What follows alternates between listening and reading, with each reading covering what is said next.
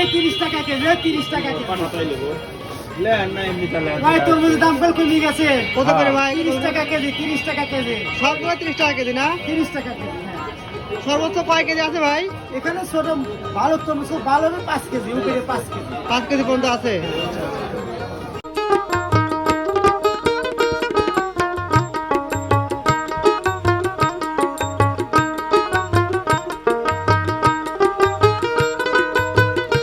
কাকা কেজি কত করে আজকে তরমুজ?